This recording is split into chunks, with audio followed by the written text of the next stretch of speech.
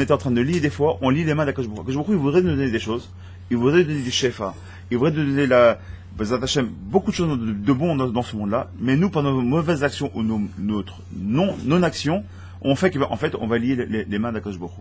C'est comme si, par exemple, tu avais un enfant qui voudrait réussir, qui aurait besoin d'aide pour, je sais pas moi, pour son éducation, il voudrait avoir un mécaner qui le suive, etc.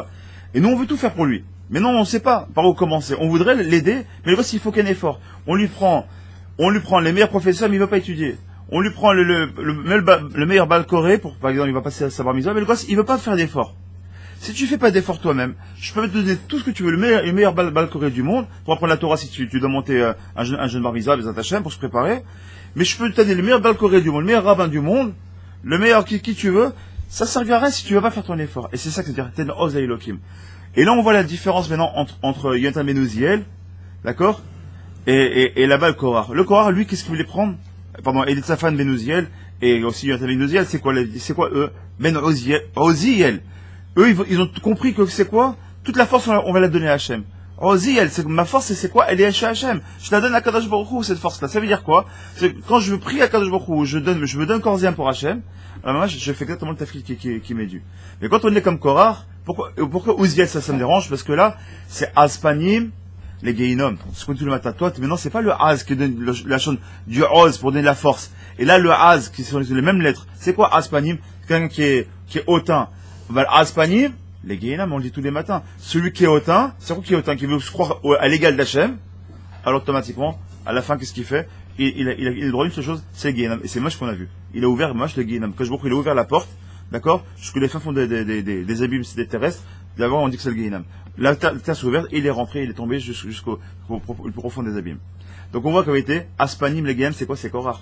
Mais non, celui qui ten Oz l'Elokim, c'est qui? C'est comme, Baruch Hashem, c'est comme Rabbi Yotan Ben Uziel, comme on l'a dit.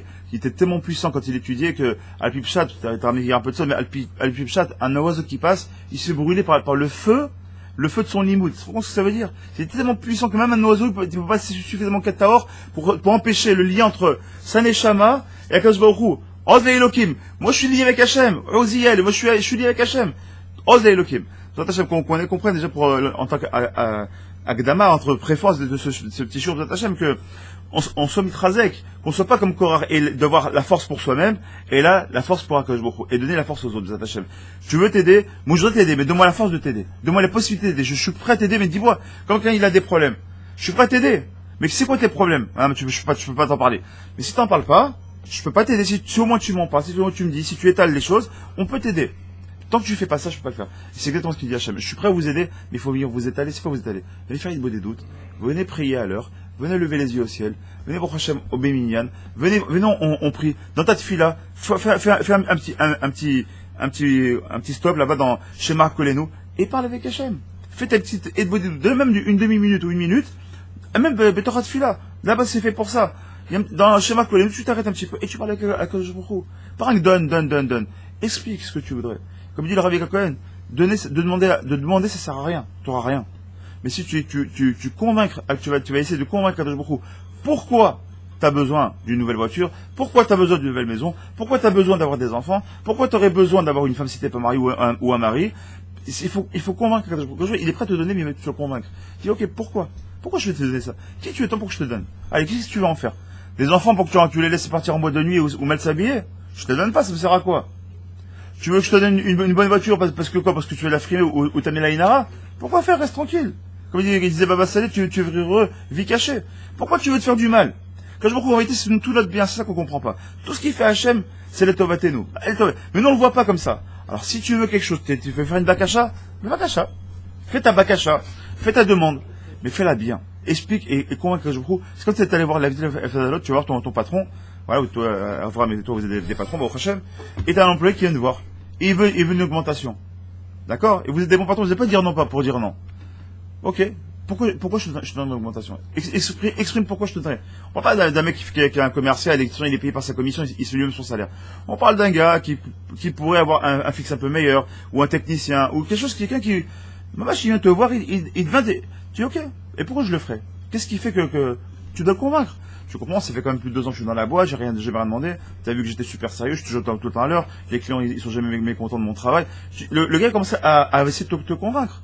Pourquoi? Parce que tu vas l'écouter, tu vas juger Imken Olo, et tu vas lui dire oui ou non, mais tu vas analyser ce qu'il t'a dit. Quand je me retrouve, c'est exactement la même chose. Si on veut parler avec Hachem, c'est la même chose. On doit aller vers Hachem, ou un enfant quand il est avec son père. Quand il commence à avoir 13-14 ans, il veut commencer à sortir avec ses copains, etc. Il va commencer à faire un travail avec sa mère, en réalité, plus avec la mère que le père. Moi, je vais faire un petit travail avec la maman. Moi, mais tu comprends, mais t'inquiète pas, et quand je viens, je te ferai la vaisselle, je vais t'étendre le linge, mais laisse-moi sortir avec les copains, je vais à la plage. Bien sûr qu'il est séparé, etc. Et l'enfant, il va faire une massa ou matane, il va faire des négoces avec ses propres parents. Et ça, nous, on doit faire exactement la même chose avec Akadosh Baruch Hu. On doit faire de la négoce, qui a le même match. C'est-à-dire, on doit parler à Akadosh Baruch Hu et dire pourquoi est-ce qu'on veut les choses. Si on sait faire ça, alors c'est sûr qu'on aura un retour sur nos questions et sur nos bakachotes. Mais si on ne sait pas demander, on pourra demander des milliers de fois et on ne sera pas reçu. Et on dit, mais il est où Hachem? Pourquoi il ne me répond pas? Parce que ça t'a même pas son niveau. Parce que ta tefila, elle n'atteint pas son niveau. Ta tefila, quand je dis une tefila, c'est même une bakachet, c'est une tefila. Il y a plusieurs façons ou ton chant, vous savez que chanter, c'est aussi une tefila. Teila et David Mazé, Teila. Teila, d'accord? Teila, c'est un chant. Les shirim, c'est quoi? Shir la ma'alot. C'est ça, c'est des shirim. C'est aussi des tefilotes. On peut s'adresser à Hachem avec plein de manières. Avec les pleurs, avec le sourire, en chantant, en dansant, en étant super sérieux, chacun avec sa prière, chacun comme son ressenti, et son matzav, et sa bakacha aussi. C'est que même ça, ta façon de demander, ta tefila que tu vas faire, elle doit être empreinte de la bonne tefila que tu vas faire. Quel est le matzav? Qu'est-ce que je vais demander? D'ailleurs, des chagas, j'ai oublié de demander, Bezrat Hashem, que ce show, il soit la refoua shalom Bezrat Hashem de ma belle-mère, Tamo Bat Chana, Bezrat Hashem, qui a fait son nitorière, Yehuda Ben Eliyahu, Bezrat Hashem, que je trouve, il a envoyé la refoua shalom, et Léon Nishmat, le grand-père de ma femme, Raphaël Ben Yosef, je crois, je me trompe pas, Bezrat Hashem. Et tous nos malades, bien évidemment, et tous ceux qui nous écoutent, Hachem, que je vous prie pour nous tous. Alors maintenant, on a dit qu'on va commencer Hachem avec les Pirkei Avot. Donc on est dans le 3e chapitre, 2e Mishnah, où là-bas on va ramener justement, tout simplement, Rabbi Hanina ben Teradion, pour lequel c'est aujourd'hui, Hachem, Saïloula, ce jour même, le 27 Sivan. Et la Mishnah commence comme ça. Rabbi Hanina Zgan HaKohanim Omer, Eve mitfalel beshloma, shel malchut, Shilmale Mora'a, Ish, Reu, Haim Baleu. Alors cette Mishnah est bizarre parce que je viens de dire, on va parler de Rabbi Hanina ben Teradion, mais qui on amène d'abord? Rabbi Hanina Zgan HaKohanim, et Min HaShamayim, Saïloula, c'était quand? Il y a 2 jours. C'était le 25 Sivan. Donc il est tous dans la prochaine, on est dans la suite de tous les tzadikim. Et Rabbi Hanina Zgan HaKohanim, donc c'était donc le vice Kohen Gadol de l'époque. Qu'est-ce qu'il nous dit lui? Il te dit, tu dois prier pour l'État dans lequel tu vis, y compris un État goy, Kalvachomer en Israël, mais même dans un État goy. D'ailleurs, on a vu, quand on était en France, je me rappelais qu'à Yom Kippour, on faisait un petit nossar là-bas pour prier pour l'État, pour les républiques, etc. Et des gens qui disaient, ah, putain, on va pas prier pour ces mouchhati, mais il y a de questions qu'on prie pour eux. T'as rien compris. Parce que qu'est-ce qu'il dit la Mishnah? Pourquoi est-ce qu'on doit prier pour eux? Parce qu'il dit comme ça, parce que si tu pries pas pour eux, l'ishloma, pour son shalom, shelimale mora'a ish, Edreu, Haïm Barou. Il dit pourquoi? Parce que sans ça, il n'y aura pas la crainte des hommes. Si tu pries pas pour cette Médina-là, alors ces habitants, ils n'auront pas la crainte de la Médina. Et s'ils n'ont pas la crainte de la Médina, il te dit ici, Rabbi Hanina, les hommes, ils s'entrevraient vifs. Ils se boufferaient. Ce serait quoi? Le chaos total. Le chaos total. S'il n'y a pas le shalom dans la Médina, automatiquement c'est le chaos. On le voit. Aujourd'hui, il y a des œufs de non-droit partout. Malheureusement, y compris en Israël, malheureusement. Tu vois, chez les Bédouins, moins qu'en France, mais il y a des endroits où on n'y va pas. On accepte, on ferme les yeux. Et pourquoi c'est ça? Parce qu'il n'y a pas cette peur de la Médina. Il n'y a plus peur de la malchoute comme il devrait y avoir. Ensuite, la Mishnah continue, elle dit, Rabbi Hanina ben Teradion Omer, Shnaim Sheshovim, pardon, Ve'en benehem divrei Torah, Areze Moshav Letzim, Sheneemar, Ve Moshav Letzim, Lo Yashav. Il nous dit, Rabbi Hanina ben Teradion, que quand 2 personnes sont assises ensemble, Baruch Hashem, 2 personnes sont assises ensemble quand vous êtes là-bas, mais surtout, donc elles vont pour discuter, elles boivent un café ensemble sur une terrasse, chose qu'il faut quand même un petit peu éviter, mais bon, il est question sur une terrasse, en attendant quelqu'un, Baruch Hashem, en attendant l'heure d'ouverture du travail, des dogmas. D'accord? Ou tout simplement, ils sont en train de manger ensemble. S'ils ne parlent pas de Torah entre eux, comment ils s'appellent? Ils s'appellent les Tzim. C'est quoi les Letzim? Ça s'appelle des railleurs. Il y en a qui sont toujours en train de rigoler, c'est pas des gens sérieux. Aval, Shnaim, Sheoshvim, Veyesh Benehem, d'Ivre Torah. Maintenant, deux qui sont assis, et entre eux, dès qu'ils se voient, hop, ah tiens, j'écoute un petit Chidushir, ah bah tiens, raconte. Et on commence un petit peu à parler un petit peu de Torah. Alors quoi? Shechina, Shrouya Benehem. Alors dans ce cas-là, la Shechina Basba, elle vient entre les deux. Jusqu'à présent, qu'est-ce qu'on dit toujours? Que quand on est 10, quand on a Minyan, la Shechina, elle est présente. Ici, il va nous enseigner un Yesod Gadol, ici, Rabbi Hanina ben Teradion. Je vous rappelle que Rabbi Hanina ben Teradion, on va parler un petit peu plus tard sur sa vie, c'était un des 10 martyrs. C'est un de ceux qui sont partis avec Rabbi Akiva en Kapara. Vous savez, les 10 martyrs, ceux qui ont été tués par les Romains. D'accord? Et lui, en l'occurrence, c'est celui qui a été brûlé avec son rouleau de Torah et sur lequel on a mis d'une pelote de laine imbibée d'eau sur son cœur afin qu'il était sur un bûcher, afin que quand il brûle à petit feu. C'était un feu qui était fort, mais pas extrêmement fort pour qu'il brûle trop vite. Et en même temps, sur le cœur, qui est la partie qui va le rester le plus en vie, on a mis beaucoup d'eau, d'accord, imbibé afin qu'il puisse souffrir un maximum avant de mourir. Et il n'a pas eu peur de ça. Mais qu'est-ce qu'il nous dit, lui? Donc ça, des 10 martyrs, c'est pas pour rien, parce qu'il est en capara de quoi? Des 10 frères de Yosef, comme on sait très bien. C'est une capara. Il dit comme ça, Shechina Shrouya Benehem. Il te dit, la Shechina, elle est entre vous. Vous parlez de Torah, la Shechina, elle est parmi vous. Chez Néa, quand c'est marqué, Az Yidebru, Yere Hashem Ish Edrehu, Veyivakesh, Vayakshev Hashem, Vayishma, Vekatev Sofer Zikaron, Lefanav, Lirat Hashem, ou Hoshve Shemo. Donc il nous dit comme ça, ceux maintenant qui sont ensemble, alors que c'est marqué dans Malachi, que ceux qui craignent l'Éternel, ceux qui sont à Akadosh Baruch Hu, et qui se parlent l'un avec l'autre, alors Akadosh Baruch Hu, il va les écouter. D'accord? Il a entendu, et il a ouvert le livre des souvenirs, et il écrit devant eux, pour que ces deux-là craignent l'Éternel. C'est-à-dire quoi? C'est qu'Akadosh Baruch Hu, il dit, bien, si ces gens-là, ils parlent de Torah, c'est qu'ils ont la Yirat Hashem. S'ils ont la Yirat Hashem, sur le livre des souvenirs, Baruch Hashem, là-bas, Akadosh Baruch Hu, il va le noter. C'est-à-dire, à Rosh Hashanah, Yom Kippour, ce même livre va être réouvert, et ça va nous porter Bezat Hashem dans le Tzadatov, pour le jugement Bezat Hashem de Rosh Hashanah Yom Kippour. Et il continue comme ça. Et il dit, Enli Elash Naïm. Il dit, ouais, mais Enli Elash, c'est vrai, ici, j'ai une preuve que pour deux. Mais si on est seul, comment je fais? Mais là, je la filo echal sheoshev veosek batora, shakadosh baruch hu ukova lo sachar. Et qui me dit, ok, putain, tu me dis si on est de l'étime. Mais si je suis seul. Voilà, je suis à la maison, et maintenant, j'ouvre un livre de Torah, je suis en train de boire un café, ou je suis en train de manger un petit truc, un petit sandwich. Et à côté de moi, j'ai un petit livre de Torah qui est ouvert, où j'écoute un Dvar Torah, au Hashem, pendant que il y en a peut-être qui sont en train de déjeuner là, ils écoutent un Dvar Torah, au Hashem, ils sont en train d'étudier. Alors, mais ici, elle est seule, alors quoi, la Shekhinah, elle est pas avec lui? Alors ici, il nous ramène toujours à Rabbi Hanina ben Teradion, dans la même Mishnah, il nous ramène un passage de Echa, il nous dit quoi? Yeshev Badad, Vahidom Kinata Lalav. Il dit pas du tout. Il dit même celui qui étudie seul, c'est marqué là-bas, il sera assis solitaire et il murmurera, car il a pris sur lui. C'est quoi? Il a pris sur lui, c'est Akadosh Baruch Hu. C'est que même si tu pries, c'est tout seul, tu es en train d'étudier un petit peu, sache qu'au-dessus de ta tête, t'as Akadosh Baruch Hu qui est au-dessus de toi et qui te protège, et qui t'écoute, mamash. Alors, pourquoi est-ce que c'est bon de parler des tzadikim? Parce que vous savez que quand on parle des tzadikim, quand on ramène leurs écrits, on dit que leurs lèvres, elles bougent dans le kever. Ça veut dire qu'on les fait revivre. Et ça, pour eux, ça fait du bien. Bien sûr, eux, c'est des tzadikim. C'est pas comme des simples gens qui sont niftar.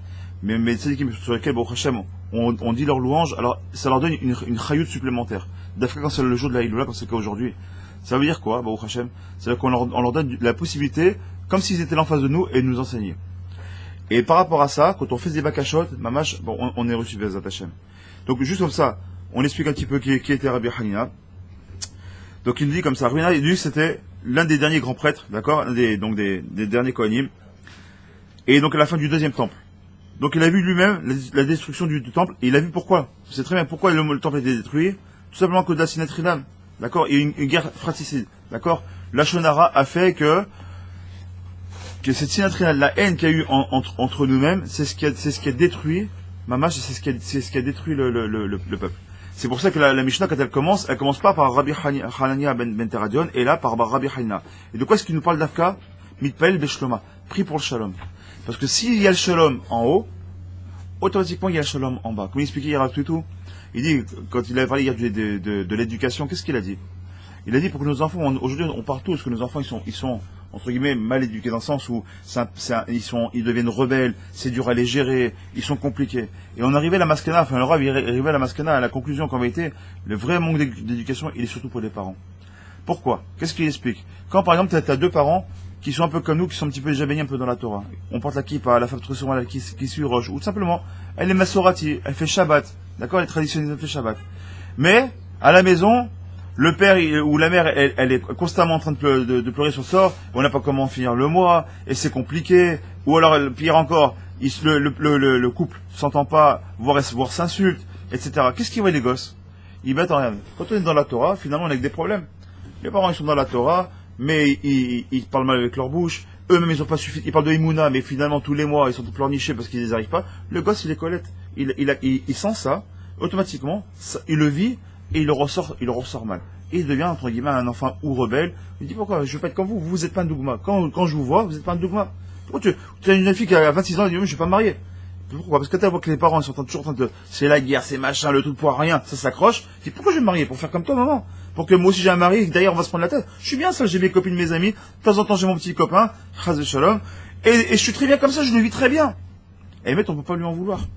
Et c'est exactement ce qu'il nous dit ici Rabbi Hanina. Rabbi Hanina dit, c'est le shalom, il n'y a pas le shalom dans l'État, dans la Médina, alors automatiquement le peuple ne peut pas aller. Pourquoi? Parce que si en haut ça va pas, si en haut on a des moucherats, si déjà en haut il y a la corruption, si en haut quand tu aurais la Knesset, ou tu aurais l'Assemblée, ou la Douma, appelle-la comme tu veux, tu vois que c'est du balagan, c'est celui qui crie le plus fort, celui qui est d'un capalé qui a raison, et l'autre qui va écraser l'autre, etc. Et du lachonara du matin au soir, et le pouvoir, etc. Et l'abus de pouvoir. Quand tu vois ça, tu te dis, qu'est-ce qu'ils veulent chez moi, ceux-là? Qu'est-ce que tu veux que je suive cet exemple-là? C'est pour ça, c'est ce qu'il a dit Rabbi Hanina. Combien on se doit? Maintenant, Rabbi Hanania, lui, par contre, Ben Teradion, lui, il était contemporain, comme on l'a dit tout à l'heure, de qui? De Rabbi Akiva. Et qui était son gendre? Vous savez qui était son gendre? C'était ni plus ni moins que Rabbi Meir Bar Hanes. C'était qui sa fille? C'était donc Bouria. Bouria, c'était la fille donc c'était la fille de Rabbi Hanania Ben Teradion, et c'est ni plus ni moins que la femme de Rabbi Meir. Rien que ça. On dit comme ça qu'un jour il était voir Rabbi Yossi ben Kisma, parce qu'il était malade. Et Rabbi ben Kisma était extrêmement aimé des Romains. Tant qu'il était vivant, tout allait bien en Eretz Israël. À partir du moment où il est niftar, les Romains ont commencé à mettre quoi, comment on appelle ça, des décrets sur Am Israël, et ils ont commencé à vouloir attaquer la Torah verroulée. Quand il est parti le voir, donc de là on voit que c'est important le Bikur Cholim. Quand il est parti voir Baruch Hashem, Rabbi Hanina ben Teradion est parti voir donc Rabbi Yossi ben Kisma. Rabbi Kisma, il le dit comme ça.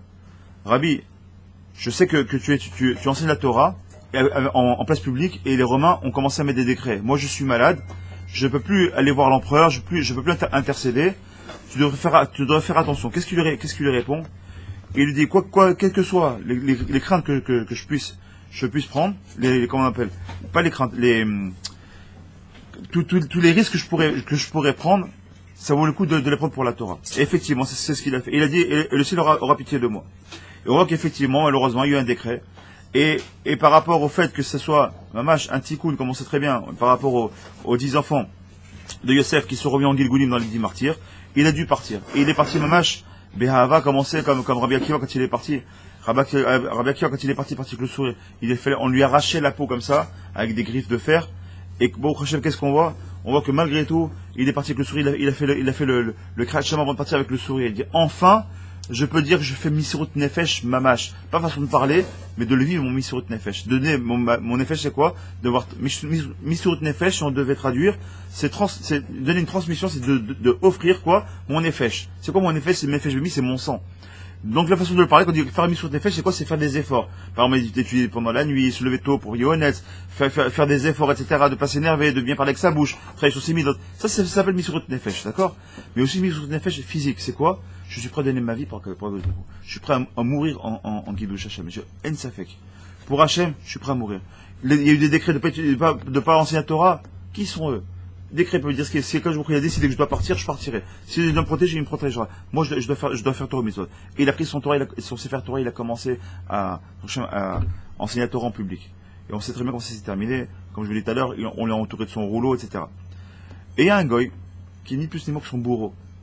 Il le regarde comme ça, il le voit mourir, il le voit avec autant pas de joie, mais de sérénité, exactement. Il était apaisé.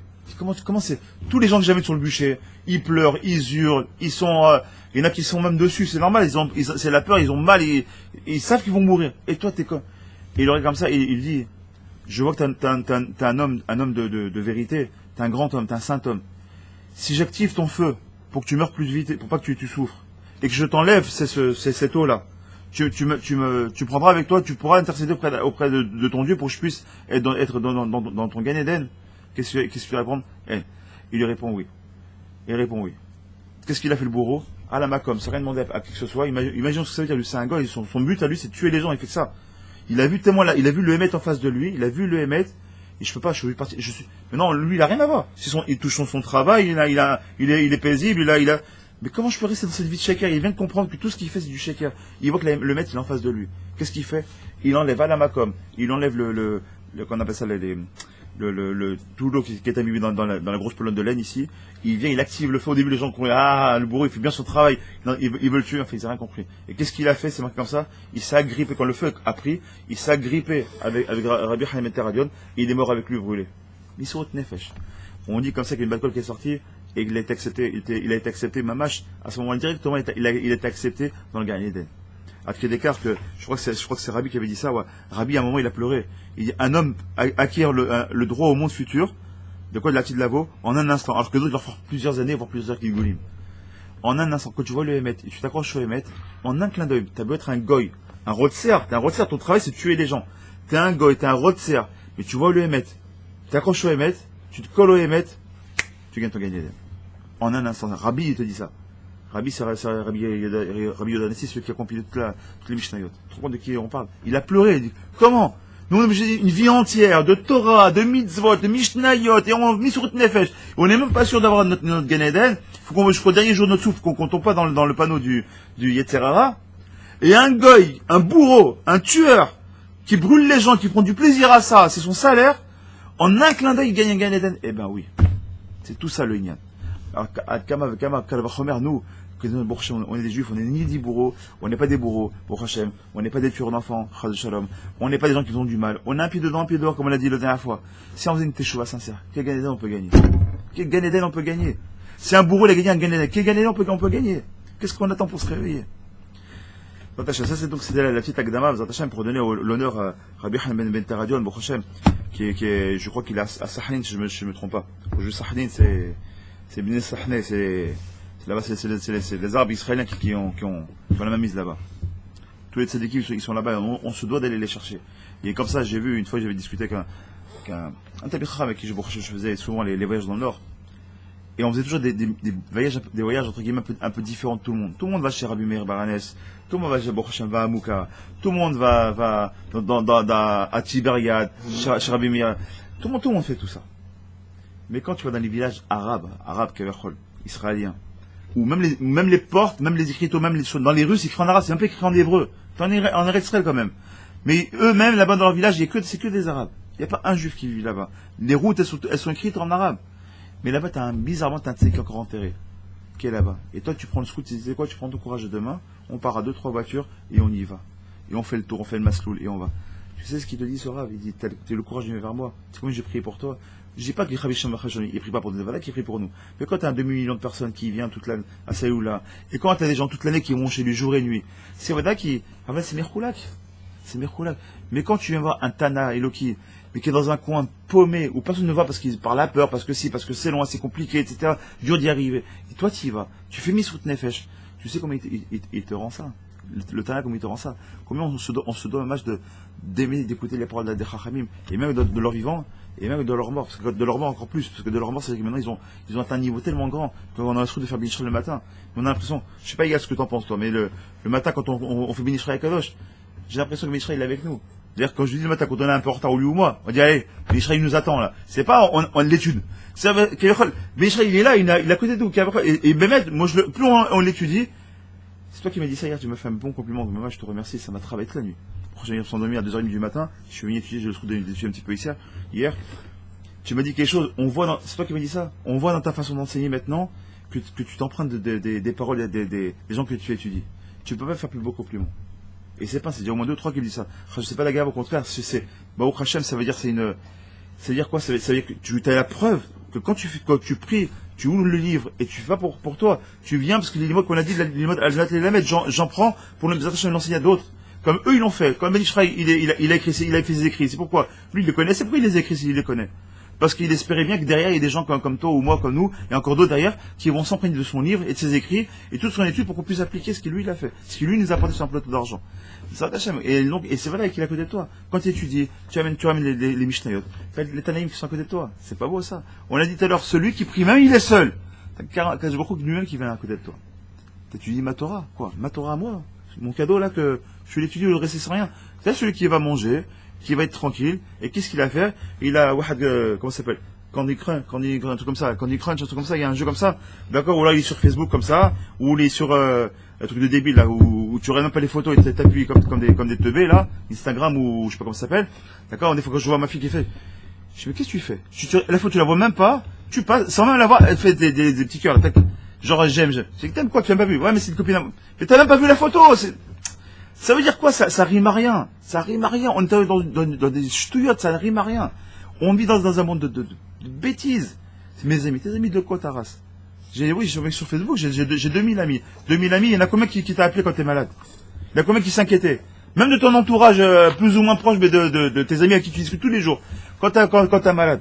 Ou quand t'as divorcé, ils t'ont appelé, ils t'ont voir si t'avais des besoins, ou ils savent si tu vas ou tu vas pas. C'est juste pour dire condoléances ou bien faire un pas de souffle comme ça parce qu'on a vu un soldat qui s'est fait jeter une pierre. C'est juste ça à Facebook, c'est juste ces trucs-là. Ils t'appellent ça des amis. Mais un vrai ami, c'est pas ça. Je sais bien qu'en réalité, c'est une illusion. Mais en réalité, on dit, ah, ça va, faut vivre avec son temps, qu'on se comprenne bien. Moi, j'ai un toit de marketing digital, donc je connais très très bien. Et Snapchat et compagnie, je les connais par cœur. Je fais ci que je connais pas, mais voilà, je connais. Instagram, c'est mon travail. En fait, je fais des pires sommes. Je fais des publicités. Donc Facebook, je suis pas de secret. Google+, je les connais tous. LinkedIn, je les connais tous. Viadeo, même je les connais tous. C'est mon job. Mais je vois la bêtise que c'est. Moi, c'est mon job parce que je fais de la publicité, parce que justement, il y a des teubés comme ces gens-là, qui sont là pour justement y faire des likes et des machins. Bien souvent de ceriser. Ah bah tiens, je vais me faire bananer parce que par cette affiche. On comprend rien. On se fait avoir par ces médias-là. On comprend, maman, je comprends, on se fait avoir. Les médias, c'est quoi? C'est la citrara qui vient, et quand tu dis, attends, mais je regarde pour un truc. Alors, au départ, tu regardes pour un truc, c'est vrai. Tu pars avec d'un bon sentiment. Je vais écouter un Dvar Torah. Ou je vais voir un petit truc. C'est vrai qu'il y a Torah Box, il y a Rav Tutu, il y a Rav, je sais pas, dis-le. Il n'y a pas, Baruch Hashem, qui est Nirbo, le Rav Belchetri. Kol Wahad, en hébreu ou en français. C'est très bien, Kol Hakavod. Mais tu sais comment que le Yitzhak est aux fesses. Au début, tu auras le chiour. Puis d'un coup, après le show s'est terminé, ou alors tu fais une petite pause, et hop, et tu tournes un truc, et après tu regardes une autre vidéo qui est sur une autre, et tu as passé 1 heure de temps avant de te coucher, tu dis mince, wow, il est déjà 1 heure du matin, je me suis pas endormi. Combien de fois on se fait avoir? Alors il dit comme ça. Il dit comme ça, la paracha, Veikar Korach, Ben Yitzhar, je crois qu'on n'a pas le temps de faire ça. Non, enfin, encore 20 minutes, Bezat Hashem. Je pense qu'on n'a pas le temps de faire ça, on va voir ça. Veikar Korach, Ben Yitzhar, Ben Kehat, Ben Levi. Vedatan Vaviram, Ben Eliav, Ve'od Ben Pelet, Ben Reuven. Veyakumu Lifne Moshe, Ve'anashim Ibne Israël. Hamishim Umataim Nesi'e Eda, Kerie Moed Anshesham. Veikhalu al Moshe, Ve'al Aaron, Ve'yameru Alehem, Rav Lachem. Ki kol Aeda Kulam Kdoshim. Ubetocham, Akadosh Baruch Hu, Hashem, Madoua, Titnasehu, al Keal Hashem. Vayishma Moshe, Veipol al Panav. Je traduis. Et il prit Korach, d'abord il prit. Veikar Korach, c'est vrai. Tu vois, quand tu manges une phrase, et il a pris. Et il a pris Korach, fils de Yitzhar, fils de Kehat, fils de Lévi, ainsi que Datan et Aviran, fils d'Eliav, et On, fils de Pelet, descendant de Reuben. Point. Il a pris quoi? Il a pris, et après tu dis un tel, fils d'un tel, fils d'un tel. Mais ça veut dire quoi? Il a pris quoi? Il a pris, il y a un sujet, il y a un verbe, il manque un complément. Il a pris quoi? C'est quoi? Il y a bien un complément, il faudrait rajouter quelque chose. On dit rien, il a pris. Il a juste pris. Prendre pour prendre. Tu connais ces gens-là? Je prends pour prendre. Mais pourquoi? Des fois, tu vois, des fois, moi, ça m'énerve. Tu vois, des fois dans les hôtels, moi je vais rarement, mais quand tu vas dans les hôtels, tu vois des mecs, c'est pas une une assiette. Il a des marmites sur sa table. Des marmites de chaque chose. Pourquoi? J'ai payé, je prends. Mais tout ça, à la fin, t'as mangé, au début, t'as mangé. Comment tu peux manger? T'as mangé, en plus très souvent, c'est même les mecs, ils prennent leur habitude, ils vont prendre leur pain ou leur petit truc, ils mettent du pain, de la confiture, c'est comme ça, et les œufs, les machins, les pâtes, les pizzas, tout ce qu'il a pris autour, même pas il a touché. Pourquoi faire? Tu sais pourquoi? Prendre pour prendre. C'est gratuit, je prends. Et je prends, on sait jamais. T'as pas besoin. Il a pris, c'est quoi, quoi? Comment il a marqué comme ça? Vaïkar. Vaïkar, c'est il a pris pour prendre. Il a pris. Il a pris la mouche. Il a pris. Pourquoi je vais laisser? Et quand on voit d'ailleurs, il a pris, on voit que dans les parachas Kodemet, quand on parle là-bas de Kerar, c'est bien de Kerar, parce qu'il a refroidi aussi. D'accord? De Korar, d'accord? Là-bas c'est marqué, on reparle déjà d'une fois, où c'est marqué Ben Yitzhar, Ben Kehat, Ben Lévi, Ben Israël. On rajoute Israël. Et là on voit qu'Israël, il est pas rappelé ici. Pourquoi? Parce que là, il y a la faute. Yaakov, il veut pas être induit dans la faute. Ça s'arrête à Lévi. Pourquoi Lévi et pas Israël? Ah, Lévi, on peut dire aussi, c'est interdit que Lévi, c'est fils de... Oui, mais Lévi, chez moi, il a fait des bêtises. Quand il est parti là-bas faire la guerre à Shrem, c'était sans que Yaakov voulait. D'accord? Vous vous rappelez, quand Dinah elle s'est fait violer, d'accord? Ils sont partis à Shrem, Lévi et Shimon, ils ont tout liquidé. T'as fait une empreinte qui est encore une fois, un peu indélébile. Donc déjà, quand ton petit-fils ou arrière-petit-fils il fait une erreur, on ramène même ton nom. Pareil, si on regardez bien, la suite, elle est logique. Datan vers Aviram, fils d'Eliav, et On, fils de Pélet, et tout cela, descendant de qui? De Réhouven. Et pourquoi? Réhouven, c'est quoi? Réhouven, c'est celui qui a changé la couche. Quand il a voulu que Yaakov, il aille avec sa mère, et pas avec la servante, il a changé la couche à l'insu de son père. Mais c'est une grave erreur. T'es en train d'engendrer des choses qui sont très graves. Dans les birourim, au niveau des marchavot, quand un homme, il faut savoir, c'est une halakha. Quand un homme, il va avec sa femme, s'il pense à une autre femme pendant l'acte avec sa femme, dans les cieux, c'est très très grave. C'est qu'il y a eu comme s'il était parti avec l'autre femme. C'est-à-dire quoi? Parce que dans les birourim, physiquement, ça veut dire que c'est sa femme, il n'a pas trompé. Tu veux dire, il ne peut pas tromper ma femme qu'avec les pensées. Mais c'est pas question de tromper. Parce qu'on sait très bien que nous, les enfants, on les crée. Il y a l'enfant physique, mais quelqu'un qui prend un contraceptif caché, bien sûr, parce que Alpi Torah. Il a pris un contraceptif parce que la femme, elle peut plus tomber enceinte parce qu'elle a fait par exemple, elle a fait 5 ou 6 césariennes, elle peut pas, ou 4 césariennes, elle peut pas tomber enceinte. Donc elle a le droit, Alpi Torah, selon, bien sûr, qu'il faut qu'elle ait un rap pour ça, d'accord? Elle aurait le droit de prendre un contraceptif. Alors quoi? Quand elle a un rapport avec son mari, ben, ça crée des enfants. Mais ces enfants-là, ce sont des enfants qui sont spirituels. Ça veut dire quoi? C'est-à-dire qu'on voit bien que les marchavot sont super importantes. Donc il continue. Et qu'est-ce qu'il voit? Il se dressait devant Moshe, d'accord? Eux, et avec 250 hommes, tous les enfants d'Israël, chefs de l'assemblée, appelés à toutes les réunions, c'est des gens de renom, des notables, des grands, des tzadikim. Alors il dit comme ça. Donc ils s'assemblèrent contre Moshe et Aaron, et qu'est-ce qu'il leur dit? Rav Lachem, c'est trop pour vous. C'est quoi c'est trop pour vous? Ça y est, on vous a trop vu. Aaron, Moshe, Aaron. Et Adaï, nous aussi les cousins, on est là, nous aussi on a de quoi faire. Rav Lachem, les 250 là, c'est pas des rigolos, c'est des grands tzadikim. Eux aussi ils ont leur place. Yallah, Rav Lachem laisse la place. Car toute l'assemblée, et tous sont 50, quand vous avez reçu la Torah, nous aussi on était là, nous aussi on a reçu la Torah comme vous. Et pourquoi vous voulez vous élever, vous voulez vous élever au-dessus de l'assemblée d'Hachem? Quand Moshe il a entendu ça, il a mis la face contre terre, il a commencé à prier. Alors là-bas, sur ça, il y a beaucoup de choses à rapporter sur le Bnei Tzion. Parce que là-bas, ils disent là-bas, le Midrash, ils ont commencé à dire que Moshe Rabbeinu, il commençait à convoiter les femmes des autres. Il commençait à les mettre sur un jour pour lui-même, qu'on fera des Hachem dire ce Shabbat, donc je vais le fermer pour le moment. Donc on va essayer de dévoiler un petit peu plus ce qu'il veut dire ici, par rapport à ce qu'il explique ici le Rav. Il dit comme ça. Moshe, Bezot, Tediaoun, donc ça, c'est eux qui parlent, d'accord? Il y a l'attaque d'un côté, maintenant il faut la réponse. Donc Moshe il va venir leur répondre. Il dit comme ça, Moshe, Bezot, Tediaoun, ki Hashem, Shelachani, la Asod, El Kol Ma'asi, Mahele, Kilo Milibi. Im, Kemot Kol Adam, Yimutun, Ela, Opekudat Kol Adam, Yipekude Alehem, Lo Adonai Shelachani.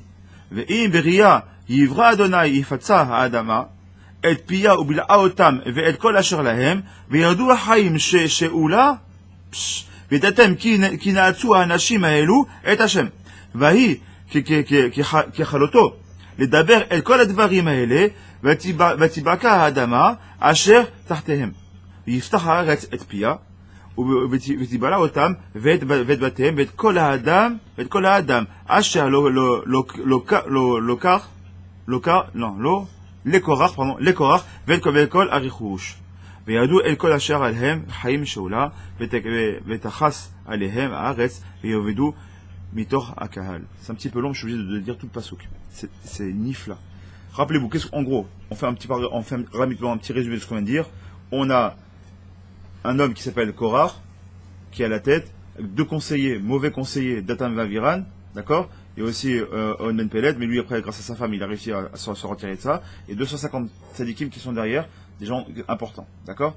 Donc en gros, t'as une grande assemblée qui vient, qui sont face à Aaron et Moshe. Moshe, il prend pas de problème.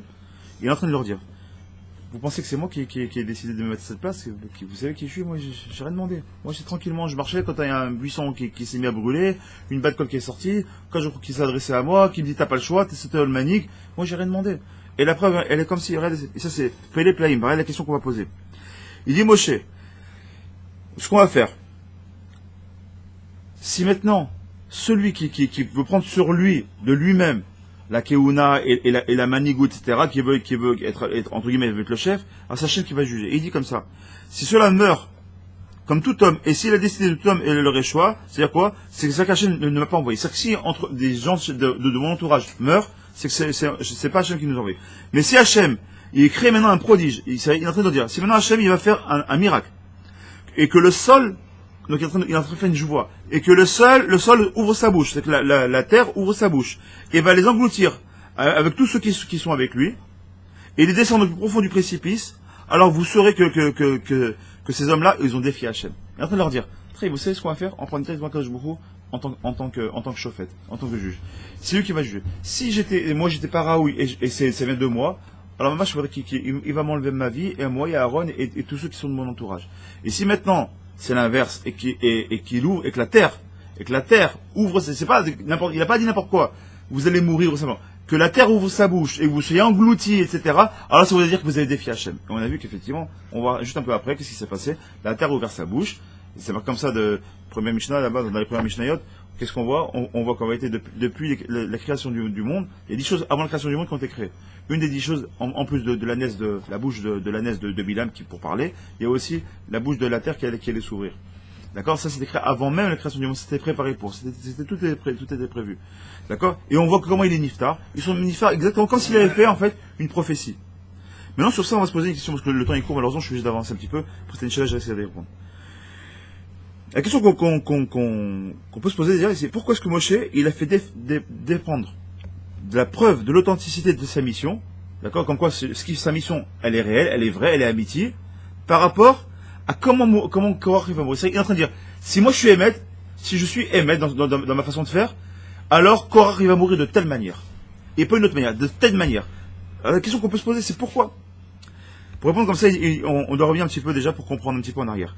Il dit, quand on dit la création du monde, on a les questions qui étaient posées dans les cieux. Est-ce que c'était bien que l'homme a été créé ou pas? Est-ce qu'il fallait qu'il soit créé ou pas?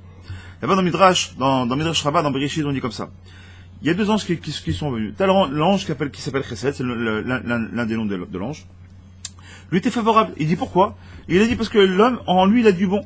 Et il fera la bonté. Effectivement, il fera Bezat Hashem, il fera Torah Mitzvot, mais il fera aussi Gimlu Chassadim, il fera Tzedaka, il va aider Bezat Hashem. Donc lui, c'est le Chesed, il n'y a pas de problème. Moi, je suis pour. Par contre, l'ange du Hémet, il dit, ma pitom.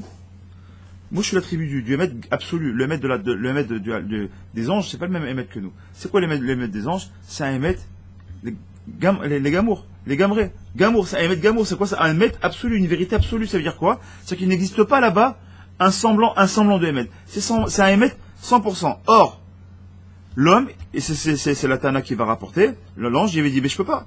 L'homme, il ne doit pas, pourquoi? Déjà, du simple fait qu'il a un libre arbitre, automatiquement, il peut habiller son Hémet avec du mensonge. Et c'est pour ça que moi, je suis pas d'accord que l'homme soit créé. Alors, en réalité, on sait très bien que la Torah s'appelle Torah Temet, Nachon. Torah Temet Natananu. Ça veut dire quoi? C'est que la question ici du Hémet, pourquoi le Hémet, il parlait ici, il dit, mais attends, la Torah est Torah Temet. Si on la donne aux hommes qui ont un libre arbitre, peut-être qu'ils vont la faire, peut-être qu'ils vont la laisser tomber. C'est de ça qu'il avait peur. Quand il disait, l'homme il n'est pas raoui à être créé, à travers le Hémet, c'est parce que, comme la Torah elle est cool au Hémet, quand on est dans les cieux, nous on n'a pas de Yetzara, on n'a pas de mal en Kavirchol en nous ici, donc ça veut dire quoi? Pas de problème. La Torah, tant qu'elle est dans les cieux, elle est pour nous. Il n'y a pas de problème. Pourquoi? Parce qu'il y a les Torah TV, et nous on est émet, on est 100% émet, on n'a pas de sheker. Le sheker n'existe pas dans la, justement, on dit l'olam émet. Pourquoi le sheker n'existe pas là-bas? Donc la Torah doit rester sur place. Mais si la Torah, elle vient, alors bon, qu'est-ce qui se passe? On voit que c'est problématique. Alors il dit comme ça, ces discussions-là, hein, les Khamim nous enseignent quelque chose dans le livre de Daniel. Il dit là-bas, Betachlech emet artsa. Et que il a fait descendre la vérité sur la terre. C'est qu'il a fait quoi? Il le émet, je vais le faire tomber dans la terre. C'est quoi ce émet? On a dit, c'est à travers la Torah. Ensuite, il y a un autre passage qui est dans les Télim, c'est marqué comme ça. Emet, me eret, tetsamar, et la vérité, au pluriel, au futur, et la vérité germera de la terre. C'est-à-dire que la vérité, elle sortira de la terre. En vérité, on voit quoi? D'un côté, on voit qu'Akadosh Baruch Hu va faire descendre le émet sur la terre. D'un côté, le Télim, il nous dit que quoi? Que la terre va germer. C'est-à-dire que Akadosh Baruch Hu, il va venir le émet ici, et le émet va germer, c'est-à-dire qu'il va grandir, il va se diffuser. En vérité, quand on voit ça, on voit qu'il y a deux facettes de la vérité. La première facette, c'est quoi? La vérité il y a une vérité qui va germer la vérité. C'est la émet va amener le émet. Et une autre vérité, c'est une vérité qui va grandir. Donc, je répète, une vérité qui sort de la vérité, c'est un peu compliqué. Et une vérité qui sort de quoi? Qui sort en repoussant le sheker. Il lui dit comme ça. Faire descendre la vérité sur la terre, ça revient quoi? C'est quoi? C'est Matan Torah. Et maintenant, l'expression directe d'Akadosh Baruch Hu, c'est quoi? C'est la volonté d'Hachem. La volonté d'Hachem, c'est quoi? C'est une volonté qui est cool émet.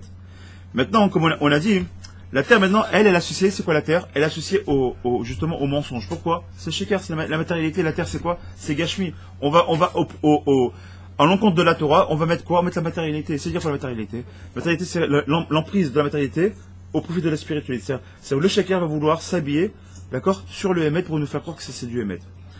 Donc on va vers Hachem, parce que les gens commencent à arriver, et c'est un peu compliqué le sujet, je vois que c'est un peu compliqué, les gens ils commencent à décrocher. Donc qu'est-ce qu'on voulait, tout simplement, la symbolique ici, c'est de dire quoi? Qu'est-ce qu'on veut essayer de comprendre ici? C'est qu'en vérité, Moshe Emet, Vetorato Emet, d'accord? C'est sur ça qu'a été puni Korach, d'accord? De dire ça toute sa vie, Moshe Emet, Torato Emet, jusqu'à aujourd'hui, jusqu'à que la Bachar arrive. Pourquoi? Parce que qu'est-ce qu'ils ont voulu faire? Ils ont nous faire comprendre qu'en vérité, les manigim, ils n'étaient pas le Emet. Que ceux qui ont été mis en place, c'est que des rabbins, ça. C'est les paroles des rabbinim. La Torah, c'est pas ce qu'elle dit. La Torah, noir sur blanc, c'est pas écrit ça. C'est marqué, tu ne bois pas le lait tu manges pas le lait tu manges pas le chevreau dans le lait de sa mère. D'accord? Tu vas pas cuire le chevreau dans le lait de sa mère. C'est pas marqué la vache, c'est pas marqué le poulet. Tu vois, avec tout ça, c'est les Khamim qui ont rajouté, donc c'est pas interdit. Donc en vérité, qu'est-ce qu'on veut comprendre par là? C'est qu'en vérité, Vaikar Korach, il a voulu quoi? Il a voulu mettre en place qu'en vérité, on peut habiller le émet du sheker. Et c'est ça toute la problématique. Soit Hachem qu'on comprenne que les manigim ils nous ont été mis, quand les paroles des Khamim, elle est dite, on n'a pas le droit nous de mettre en marloquette ce qui fait dire Akadosh Baruch Hu. Ce que les Khamim nous ont dit, que Akadosh Baruch Hu, c'est dire quoi? Aujourd'hui, on sait très bien que les rabbanim, c'est la présence, comment ça? C'est, pas l'expression, mais c'est l'expression d'Akadosh Baruch Hu aujourd'hui. On n'est pas les suffisamment, malheureusement, qu'ils soient suffisamment purs pour Bezat Hachem de donner comme il se doit la présence d'Akadosh Baruch Hu. Comment on passe? On passe par les Talmid Chachamim. Mais ces Talmid Chachamim, on les bafoue, on n'écoute pas les paroles. On dit, ouais, tu vois pas, mais Yeshua, on va essayer de trouver des coulottes, même dans les, comment on appelle ça, même dans les halachot. Ouais, mais bon, tu comprends ça. Ouais, mais c'est ça à l'époque. Aujourd'hui, tu vois pas, à l'époque, il y avait des ascenseurs à l'époque de Moshe Rabbeinu, il n'y avait pas d'ascenseur. Tu vois, avec ces Chachamim qui ont rajouté ça. Donc, tu vois pas, c'est pas source. On doit se réveiller. Les paroles des Chachamim, on n'a pas le droit de les mettre en doute. Quand les Chachamim ils nous parlent, on doit rentrer dans le derrière. Comme on a dit hier, il y a deux marloquettes. Comme on a dit, la Mishnah, elle a dit. Il y a la marloquette qui est le Shem Shamaim, et la marloquette qui n'est pas le Shem Shamaim. Le Shem Shamaim, comme on a dit, c'est Bet Hillel et Bet Shammai, c'est quoi? Donc des Talmid Chachamim qui sont empreints de Torah, qui suivent le chemin de la Torah. Eux, quand ils discutent entre eux, on n'a pas le droit de les mettre on n'a pas le droit de les remettre en cause. Par contre, effectivement, quand on voit, Baruch Hashem, que malheureusement, quand on voit au contraire, quand on a des marloquettes comme Korach, là-bas dans la Mishnah, c'est marqué, et Korach, Korach, c'est quoi la marloquette qui n'est pas le Shem Shamaim? C'est Korach et son assemblée. Et on a dit la dernière fois, mais non, tu peux pas dire ça. Quand il marque le par définition, c'est quelqu'un d'autre. Shammai, il a marqué avec Hillel. Et quand on parle de Korach, il a marqué le lui et son assemblée, On attend la suite. On va dire, bah, avec Moshe et Aaron, normalement, il dit non, la Mishnah ne finit pas, elle s'arrête là. Et Korah, il est quoi? Il a pris. Veikar Korah, il a pris tout ça, le marque qui est fondé sur rien, qui est fondé sur du sheker. Comment c'est? Le sheker, il a qu'un pied. Le pied, quand c'est sur un pied, à un moment donné, tu tombes. Le Hémet, le sheker du Hémet est sur les deux pieds, il tient bien sur ses deux jambes. C'est pour ça qu'on suit le chemin du Hémet, et quand on fait quelque chose, toujours se poser la question. Ce que je fais, c'est mettre la mytho ou pas? Même dans son étude. Même dans son étude. Des fois, les tzara, il vient s'habiller en étude. Il vient s'habiller, il te fait croire que ce que tu utilises c'est bien, mais t'es pas avec une chavruta, tu étudies tout seul. Peut-être que tu te trompes. Étudie avec une chavruta, étudie avec un rave. Parce que des fois, seul avec un livre, tu peux te tromper dans ta façon de réfléchir. Et au lieu de suivre le bon kivoun, en fait, tu suis le kivoun acher.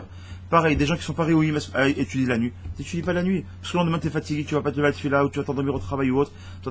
Qu'on s'habille un match de ce émettre-là, comme on va dire, Moshe Emet et Torah to Emet, et si on suit ce chemin-là, alors on ne sera pas emprunt, comme il a dit l'ange de la vérité, qui a dit, mais l'homme, il a la Bechor, donc automatiquement il peut être emprunt du mensonge.